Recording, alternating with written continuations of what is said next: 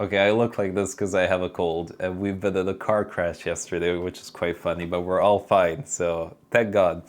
Okay, we're gonna do Next 13. I want to take this channel in a fun direction, so we're gonna do loads of full stack development from now on. We're gonna do Next 13, which is now, and then we're gonna start building full stack projects with Postgres and Prisma and TRPC and all that good stuff.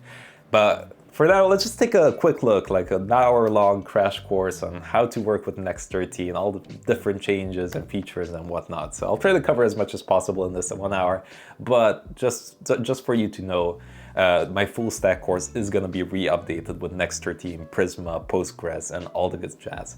But yeah, excited to go. Hope you are too. Let's fucking go. Alrighty, so let's get started with Next 13. So the first thing we need to do is just get this sucker installed. So they released actually a beta docs here that you can go to if you go to beta.nextjs.org. All right, and here we can run this installation somewhere. Here we go, installation. If you click here, we can run this command saying npx create next app at latest. So that should be fine. You can add the experimental app to get the latest version of it. So I'm just gonna copy it over just so we're ahead of the curve. And let's paste that into our VS Code. Cool. So we're gonna hit yes. And we're gonna name our project. Let's just say Next 13 experiment, like that. And we can add TypeScript as well. Now I'm not gonna add it for this project, but TypeScript is coming soon. Okay, I'm gonna make a video on it, and then the future projects that we're gonna do with Next, and also the course that I'm gonna update is gonna have TypeScript as well. So I'm gonna say no for ESLint as well, and no for the source directory, because we are gonna be using the new app directory. If you don't know anything about it, don't worry, we're gonna cover it. Cool. Okay, so import alias. I'm gonna also tell you what the hell this is, but we're just gonna hit enter for now. All right, and there we go. I really like Next 13, to be honest, and all the improvements that happened since Next 12. There's still quite a few bugs in it, so I'll try to illustrate some of the bugs. If not in this one, at least in the next video, but hopefully they'll get fixed by then. So anyway, cool. So now that we have everything installed, we can go over to cd, all right, to go into our new directory. So that is, what is it, Next 13. So let's do cd Next 13 experiment. There we go. And then we can do code and period to open up the window with the project. Okay.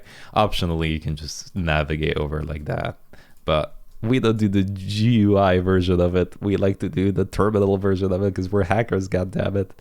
Okay, cool. So let's look at the file structure and see what the hell is going on here. Okay, so we have a README, right? Whenever you push something up on GitHub, that's gonna show up as your text there. All right, so if you want to edit it, let me show you real quick. Because I pushed up this project. Here we go. So it's YouTube Next 13 if you want to check out the GitHub for this. So anyway, that's the README, right? Cool. If you want to update it, update it. It's just a markdown file, so that's all. Okay, next up we have our package.json. This is where all of our different libraries get installed, and as you can see now, it comes with Next font. We're gonna see what this is, but it's one of my favorite features of Next. All right, so package log JSON, pretty much the same. It's just locking all the packages.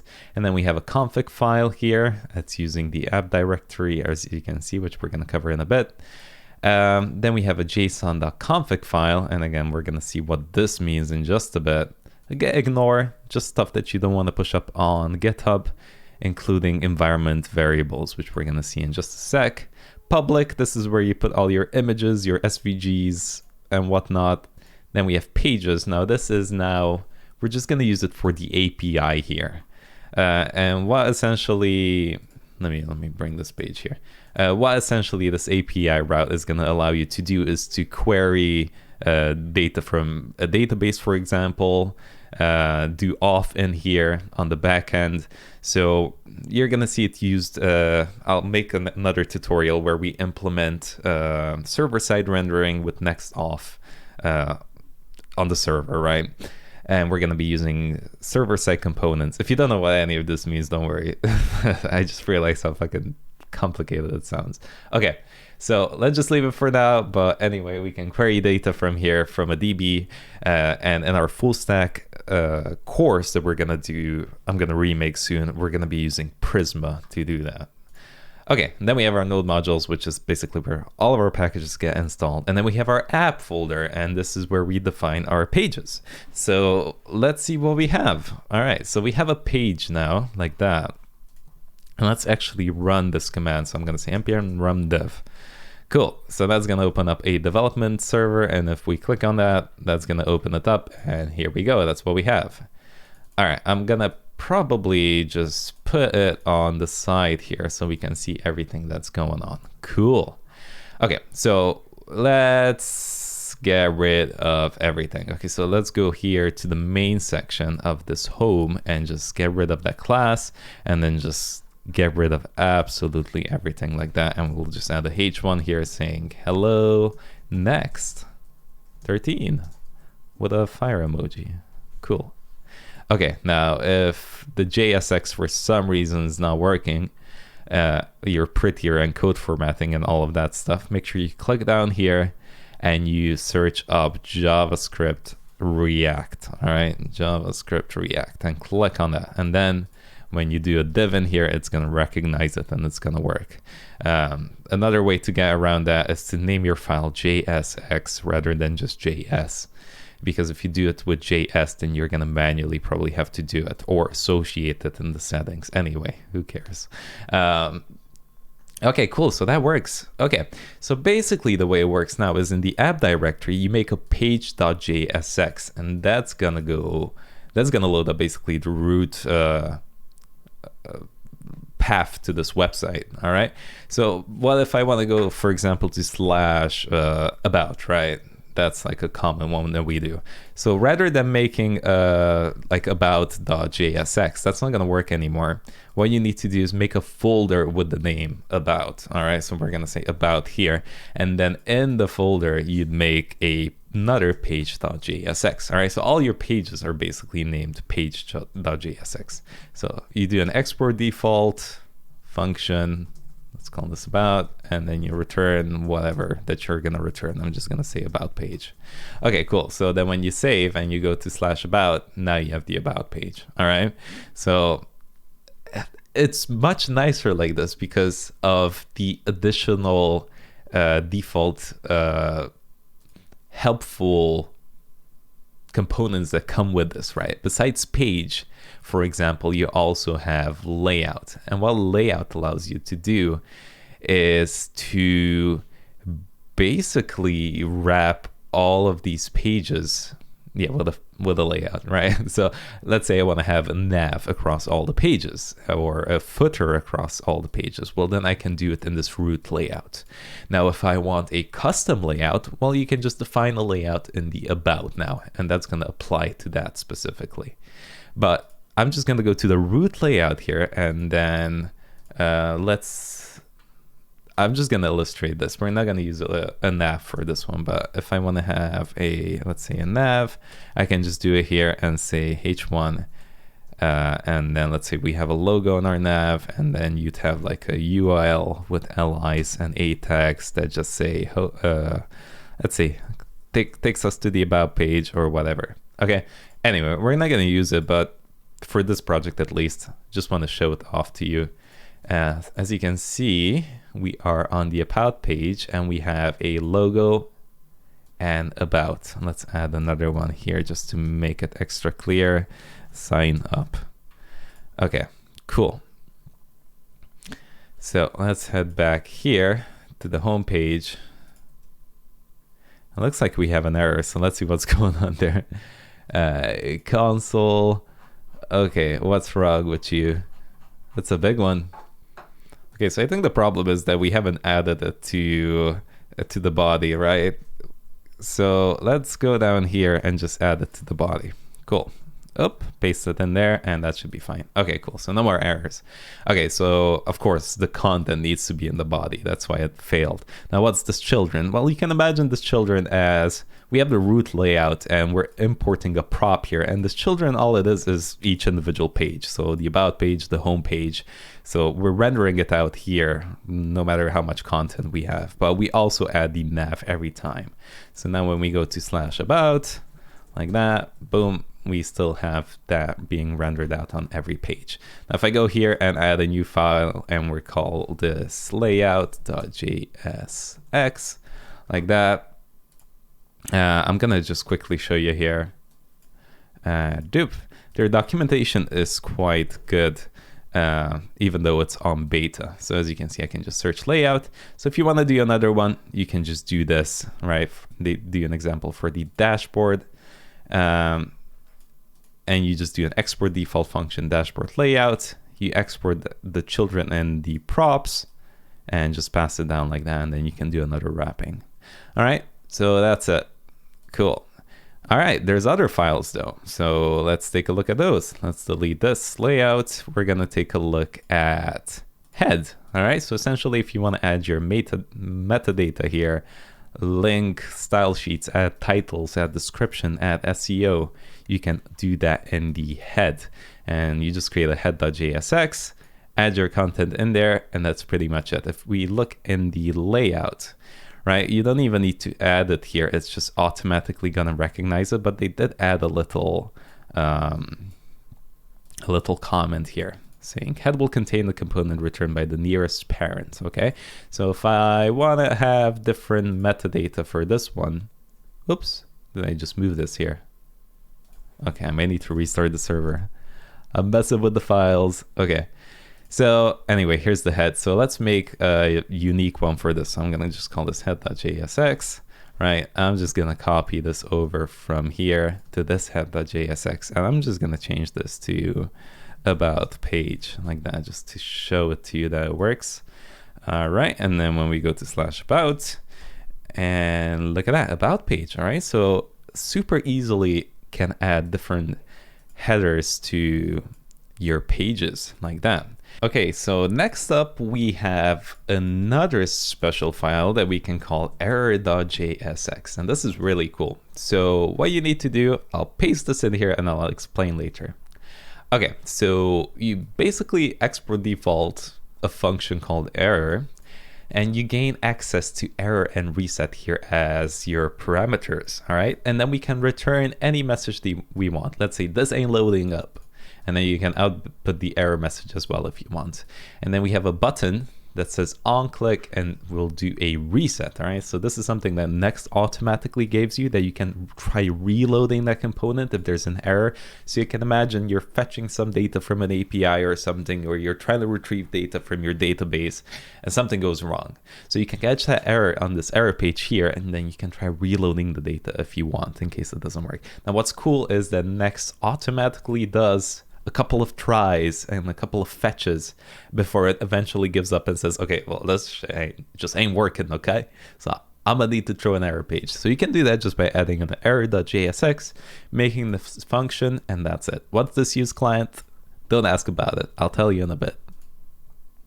Anyway, so now let's say in the about component, I can throw a fake error, say new, let's say throw new error, okay, whatever.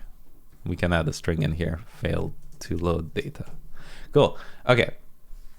And when we go here, as you can see, we get our error.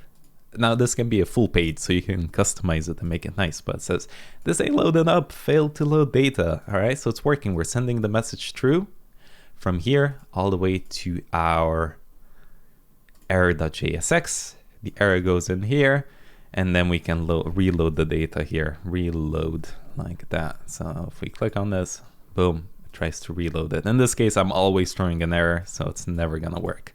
But that's essentially it. Pretty cool. Now, another thing that I wanna mention is there's another file called loading.jsx, and it pretty much follows the same format if we head over to the docs. and it's just export default function loading. And here again, you can do like a loading skeleton if you want. I'll just do a div with a h1 saying loading ...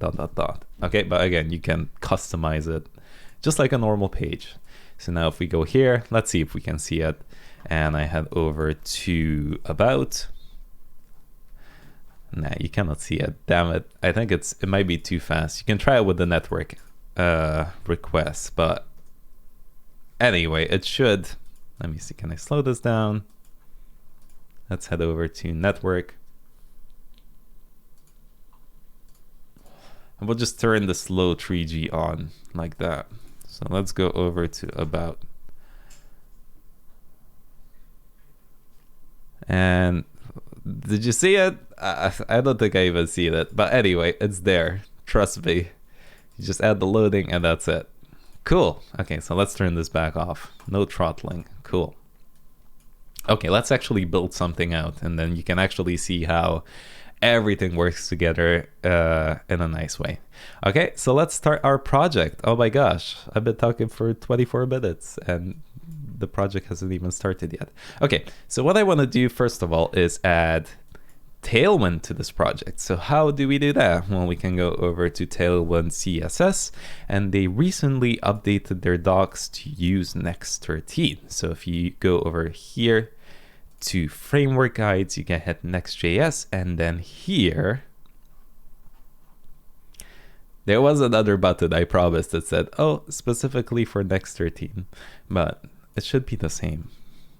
So let's copy these first two commands over and paste it in here. I'm just going to remove some of this. Let me cancel out of this, actually. No. Oh, where was it? I know it. Oh, sorry. This is initializing the project. Here we go. It's this line down here. All right. So install Tailwind CSS, post CSS, and auto prefixer. And then we're going to initialize a Tailwind file. There we go. So there we go. And then I'm just going to copy this content over and paste it in here. Content, here we go. So I'll just replace that like that. So essentially what this does is it's going to look for all the files in the app directory, pages, components. We don't use this really anymore, but it's going to look at all the JS, TS, JSX files, and TSX files, and it's automatically going to recognize Tailwind in it. And then all we need to do is in our globals.css, add this line here at the top, like that. And that should be it. We should have Tailwind going. So if we do npm run dev, we can close this up. We should be able to go to pretty much any page. So let's go to the home page, like that. Cool. So if I want to make this a bit bigger, I can do text large. There we go. Some padding, and there we go. And I can do I don't know, some margin 4. Okay, it works. Cool. Perfect. All right, so we have Tailwind up and going. Let's see, what do we need next? Oh yeah, I want to show you the font feature in Next.js. That's pretty cool.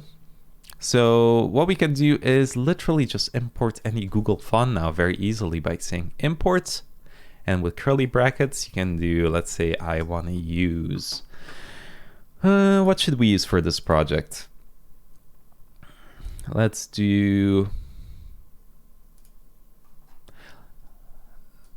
just get rid of everything here like that. And we're going to use this one font across all the pages. We can remove everything here actually from the home page. Clear it up nice and clean. Cool. Okay, so what we're going to do is go to the layout on the root folder here, right? And I'm just going to import a font. So if I want to import any Google font now, you can do Montserrat, for example, from @next font, like that. Cool.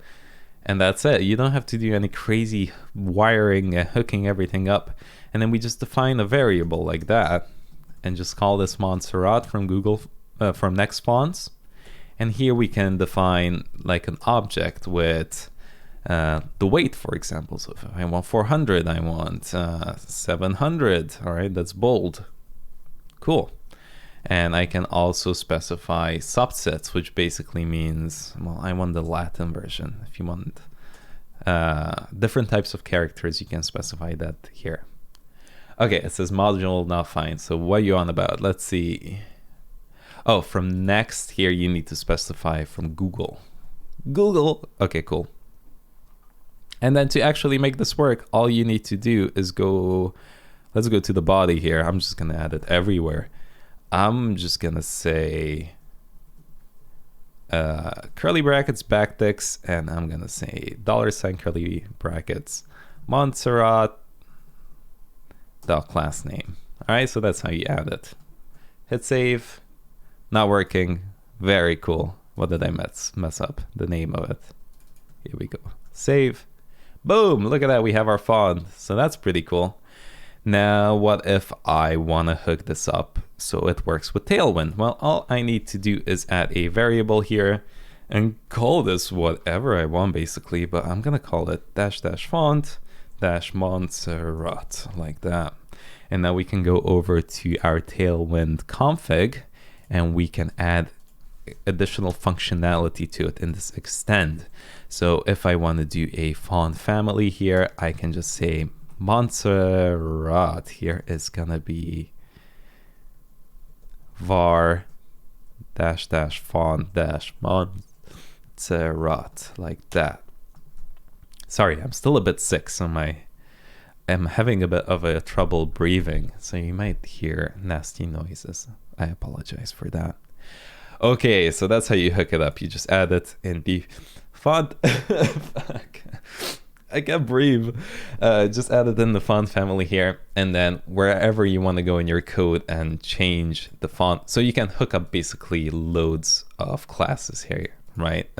Not classes, fonts. You can hook it up to the body here, and then wherever in your code you want to add a specific one, you can do class name, font, Montserrat now, see, like that. And that's going to apply it. This is going to apply it by default to everything, but if you have, let's say, 2 of them here, right, you could have Montserrat and Poppins. You could hook them up, and then you can specify like which one you want to use down here. But we're just going to keep it like global now. It's fine. I'm happy with just one font. Anyway, so we have our fonts going, so that's pretty cool feature in Next 13. I really like it. Next up, let's work with some data. Let's use an API or something. So we're gonna use not IMDb. By the way, have you guys seen Last of Us? We're watching it. It's really fucking good, isn't it? First 2 episodes, and I think it's just as good as the game. Anyway, the movie DB, what is it called? There we go. The movie database. All right, make an account on this, and we could fetch all the latest movies and trending movies. And there it is. There it is. Make an account here, and then you can head over to settings, and you should have API down here, and then we can use this API key to actually get stuff from the database. So make sure you copy this over. Okay, now this, don't use mine. I'm gonna delete mine. Make sure you use yours, because then everyone can access.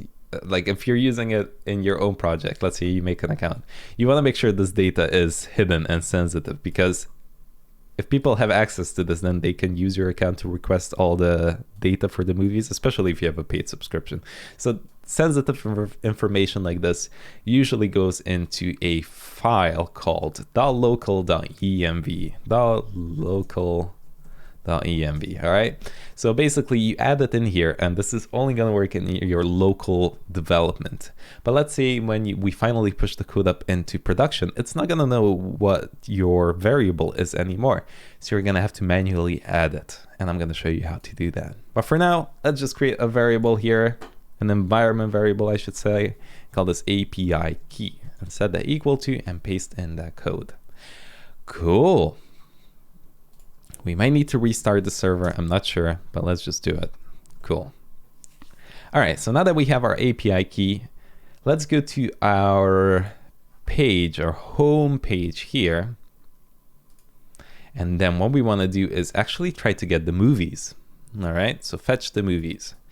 So let's go over to their docs here. I know what it is, but I've got to just go with the flow here. Fake it, act like I don't know where it is. Okay, let's head over here. Oh, I can't find it. I actually don't know where it is. Okay, here, API. Oh, I don't know where it is. Joke's on me, guys. Joke's on me. The Internet Movie Database. Let's search API. I know they have actually they have a page specifically for devs. I think this is the one. There we go. It's developers.moviedatabase.org. Cool. Okay, so let's say I want to get all the popular movies that are coming out. Cool. How do we do that? Well, I think you can just do a search here. So let's do a search. And looks like they're updating their docs. Let's do popular. Look at that, movies, get popular movies. So all you need to do is, let's see where it is. It should give us a string on how to actually execute this. Oh, you just do /movie/popular like that. But they never give you the full text, looks like it, but I know which one it is. So it's this. I'll just paste it here. Okay, so it's that. All right, so make sure you always add this API/movie-database.org/tree, and then you do /movie-popular. Okay, so how do we fetch data in Next.13? Well, let's do import useEffect, right, and useState. Nope, we don't do that shit though, Bo. So if you learn that, too bad. I'm joking. We still use it, but I'll show you how. So by default, every page is a server component, and it's server-side rendered. So what that means is all the data is going to be fetched on the server, and when this page comes back, it's already going to be fully rendered out for us.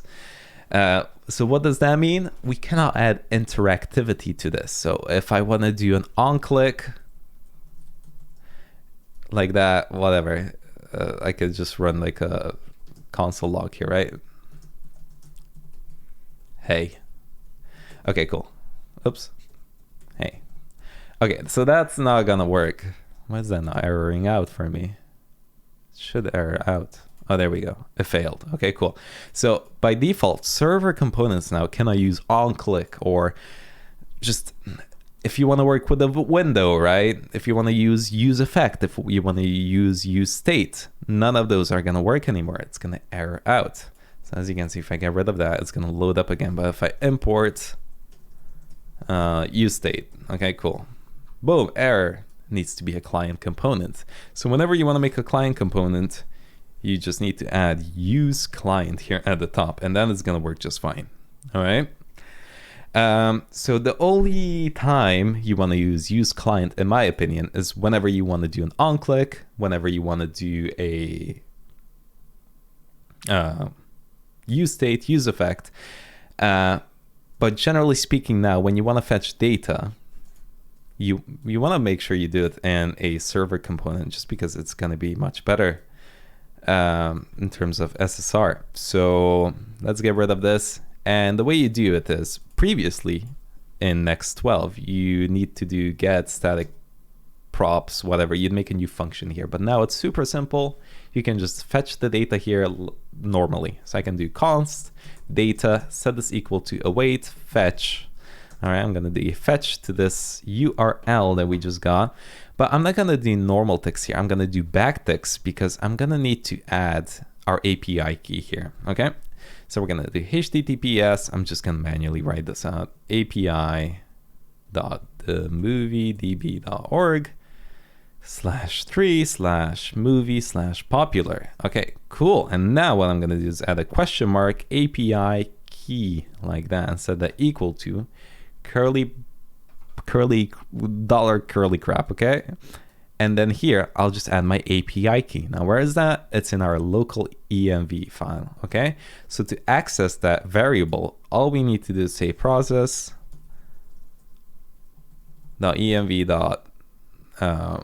What did we call it? Let's see. API key. Cool. There we go. And that should be it. So that's my fetch right there. That's going to error out. Why? Well, it's because we're trying to do a await here, but this function is not async. So that's the cool thing. Now you can make this function async, and then boom, it just kind of works. I can get the response here and say await data.json, and that's it. I can use it anywhere. So I can do a console log res. Let's take a look at that and take a look. If I open up the, oh, it says API key is invalid. Okay, oh, I'm so dumb. It's not working. Why is it not working? Because I'm dumb. Here's why I'm dumb. It's .env.local. Oh my gosh. .env.local. Okay, cool. So that should fix it. Let's restart the server and see if that works. Okay, console log res. So now when we go to this page, look at that. We get all the movies in our little terminal here. So awesome.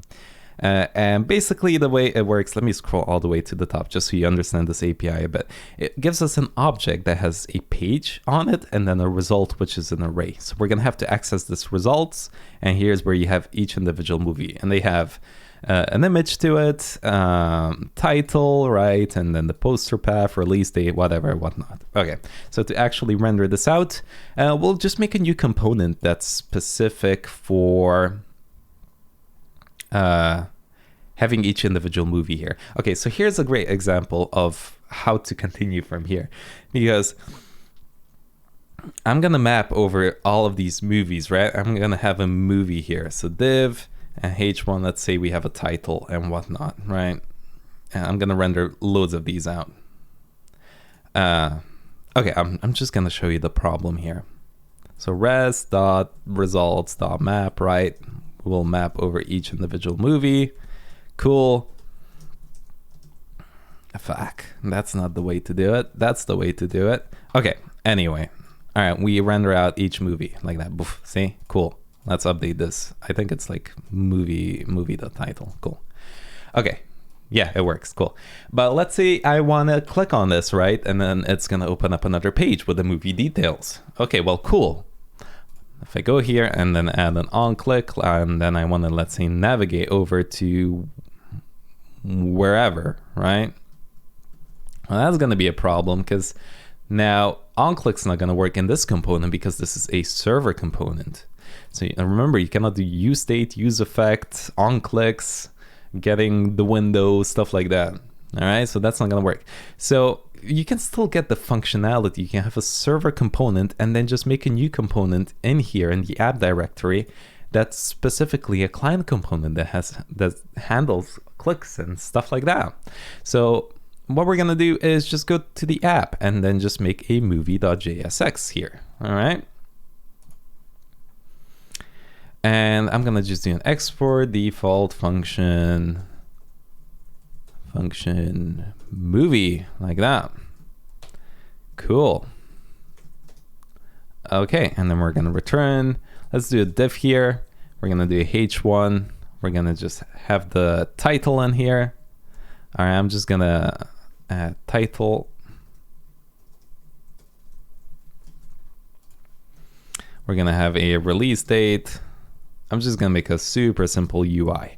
And next up, actually, we're not gonna do an on click here, but we're gonna import a link, all right, from next link. And now this has been updated as well, where you can just say link like that and you don't need an anchor tag in here. It's just a link now where you can add a href to a location. So I'm gonna just say slash whatever. I'm just gonna add something random here. We're gonna update all of this. And then let's just have an image here. And we're gonna update this as well with the image tag from next. Well, let's just Let's just keep it like that for now. Okay, cool. So now, rather than adding our own little div here, we're just gonna go to the top and import movie, like that. Cool, so now let's just render out this component here, movie. And now I'm just gonna pass a bunch of stuff coming from this API, so you can follow along here. If you wanna look at the data again, it's console logged here, so feel free to check it out. But I'm gonna copy these over and feel free to paste them right here.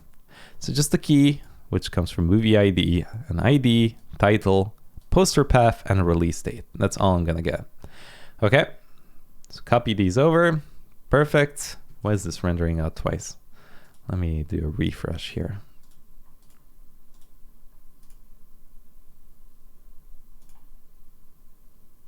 Okay, cool. Am I rendering it out twice? No, I'm not. Let's go back here to the movie now and just add all the necessary details that we just imported. So title, the ID, poster path, and release date. Cool. Okay, so let's style this up a little bit now. So here we're gonna replace this with the release date now. Cool, that works. The image here, we're just gonna say source, and I'll do poster path. And it's not gonna work. Why? If you check here, poster path or backdrop path or whatever. Did I say backdrop path here? Movie.poster path. Oh, we have a poster path. Cool. It doesn't give you the default URL, the movie database / the picture. So we just need to add that here, unfortunately, at the top. So let's just make a variable up here. I'm just going to say image path. Oops. There we go. Const image path. And we're gonna set this equal to HTTPS. This is in the docs if you wanna get it. I'm just gonna type it out for you so it's a bit easier. All right, so basically we need to do this. We have this link here, and then it goes to / poster path whatever number. Okay, so we'll just keep this here, and then we'll do basically image path plus poster path, like that. And that should load everything up for us now. We might need the / here. Okay, it doesn't look like it's loading up. That's not good news. Do we have an error? Let's see. Oh yeah, we have an error.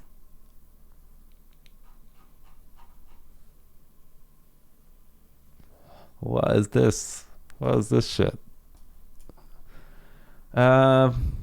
Okay, don't work. It don't work. Let's try the console log out the poster path. Let's see, did we get that? Poster path.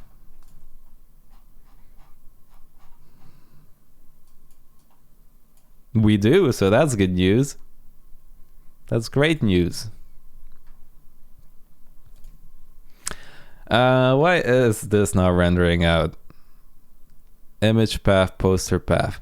Well, anyway, let's just use the image from Next.js anyway, because this is what we're gonna go for. Next image, like that. This allows you to compress the images, customize them, render them with priority in case they're on the first page, and loads of other functionality that's really good. So let's just add image tag here rather than a normal HTML image. And we can actually just shorten this like that and have it self-close. And then we have a source, image, path, plus poster path. Cool. And as you can see, we also need to specify a width and a height to this. Now you can do whatever you want here, 800, height 800, because we can further customize this with Tailwind, so it doesn't really matter. So if it needs it, then add it. And then the alt tag is gonna be just the title here. Okay, I know what the error is now. So basically, you need to add you need to add the movie database as a host name to the config file. So whenever you're fetching images from an outside place, right? You need to make sure you configure it with Next.config here. So let's head over to Next.config, because Next.js is going to take over and then try to optimize that image further for you. So all we need to do is head over to Next.config here, and just do images and say domains, and then we can say image tmdb.org. All right, you could have like from Google as well or whatever. I don't like to do this, honestly. I wish it would just do it automatically, but it is what it is. So now if we reload the page, hopefully, no, we're still erroring out. Okay, I also don't think I had this correctly formatted here. So make sure, I think that's why it didn't work originally. Make sure to update it to this. The image path wasn't correct. Cool, so now that the image path is correct, look at that. We are getting all the pages loaded up. Cool, and there's our image as well. Lovely. All right, so that's fantastic. Now what I want to do is essentially just kind of make this like a grid system. So we can head over to our page.jsx here, and I'll just add some class names to this. So I'll make a div on the outside and just wrap this content up here for us like that. And I'm gonna go here and add a class name of grid and a gap of 16 and hit save. And I want to make this fluid, but there's no nice way to do this. So I'm going to extend our Tailwind config here. If we just head over here for a second, I'm going to add a custom one called grid template columns like that. And I'm just going to call this fluid. And the way this is going to be is repeat, auto fit, min max, 15 rem, and 1 fr. Ooh, sounded like a teenage boy there for a second.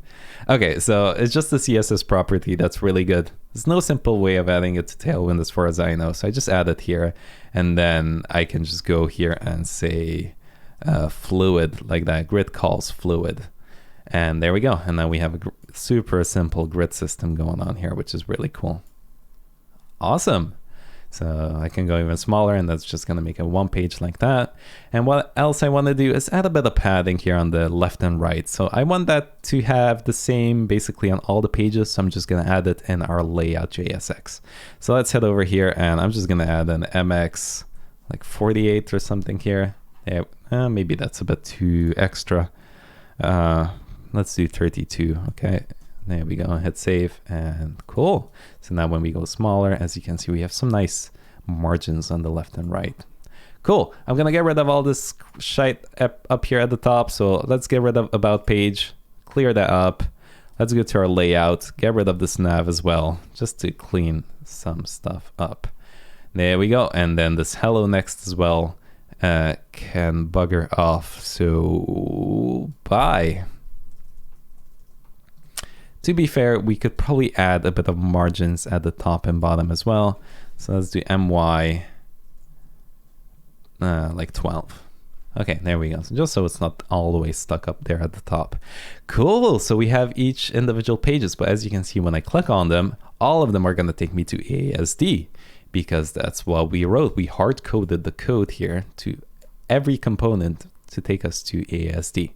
But we're going to change this and just say $$ like that, and I'm just gonna pass in the ID of each individual movie. Click. Cool. Now we don't have the page here. How do we make a dynamic page though? Because this is gonna lead us to /31 blah blah blah, right? But I'm not gonna make a folder for every number here. So what we can do is essentially just add curly brackets like that. Square brackets? I don't know. And just add whatever you want to add in here. I can say ID, I can say movie, whatever. And then in here, you just make another page.jsx like that. Let me make this smaller because it doesn't matter that much.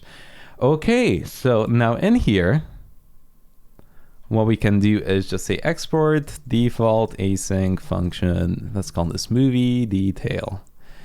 Cool. And let's return a div that's gonna say H1 movie detail. All right, so that's it. So now every time I click on one of these links, it's gonna take me to the movie detail. All right, so that's nice. Now what I want to do is kind of do the same thing, is fetch the data in here for each individual movie. So what I'm going to do first of all is I'm going to copy over that path here. All right, this one, you can copy it over as well. And then I'm going to do another fetch. And again, you can copy this over. It's just going to get each individual movie's data description. So that is basically /movie/ the ID of the movie. And then we add our API key. Now, how do we get the movie here? If I click on it, that's going to error out. It's going to be like, well, what the fuck is movies? Well, how can we get that? Well, we can get it from the params. So when we click on here, see, it's going to take us to that ID, right? From whenever we navigate over, we're passing the ID down here. So you can have access to that in params here, all right? And now if I just console log out, and let's do params, and you're gonna see it down here. I know I'm constantly logging out every single thing. It's a bit annoying, but there it is. Look at that. So we have a params. In the params, we have movie with our ID. So that's pretty cool. Now, where does this movie comes from? Well, it comes from whatever we essentially named our folder here. So we named it movie. If you can name it ID, you can name it whatever. We kept it movie. Okay, so let's extract that. So we can say const movie like that from params. All right, so we can just extract it, and look at that, it loads up fine now. So this works just fine. And then we can do a const response await data.json, just like we did before. All right, and now let's just kind of power through this and add some movie details here. Just gonna add another div in here. H2, let's call this res.title. There it is. We can add a class name to this, text 6XL. That's too big for Excel. Cool. That's still too big. 2XL. Cool. Puss in Boots. And let's do a H1, another H2 actually, with a class. Let's do the movie release here, release date, like that. Add a class name. Let's do text large on this. Cool. Let's do a runtime, and this is gonna be res runtime minutes. All right, and there we go. It runs for 103 minutes. Wow, quite a short movie, isn't it? H2, and then let's do a res.status here, which is going to show us if it's released or not. Let's do a BG green on this of 600. There we go. I'm going to do an inline block so the width doesn't go all the way there. There we go. Margin Y of 2, a padding Y of 2, padding X of 4. Is that gonna look okay? Yeah, and let's round these corners. I'm gonna do rounded medium like that. Yeah, not too bad. And we can also make the text a bit smaller. Text small. Cool. Anyway, you can add more margins, whatever, make this look really nice. I'm just gonna keep it like that. Let's add our image down here as well. So after this H2, let's do an image from Next. Cool. And we need to make sure we import it as well. Lovely. And then here we can just do a class name of margin 12. We can add our source, which again is going to be image path plus res.backdrop path, like that. Okay, and then we need to do the width and height. 1000, height 1000. There we go. So there it is. Cool. But as you can see, if I make it bigger, it doesn't go all the way to the end there. So that's when I just like to customize it with my tailwind here. I can just say with full like that, and there we go. And now I can actually use this 1000 here to kind of control the quality of it. So I can do 600 like that, and look, the quality is much worse. So that's kind of how I like to use image like that. And since it's going to render out here on the front page, I can add priority as well to it, so it paints it really quick. Anyway, I'm going to leave it like that. And if you want to add more info here, feel free to do it. There's loads of stuff in here. Res.overview if you want to know a little bit more about the movie. Yeah, there's just loads. Anyway, it doesn't matter. Anyway, when we do server-side components, all right, server components by default behavior in Next is going to be when you go to one, and if I go back, see how it instantly loads up? That's because it caches by default all of these pages.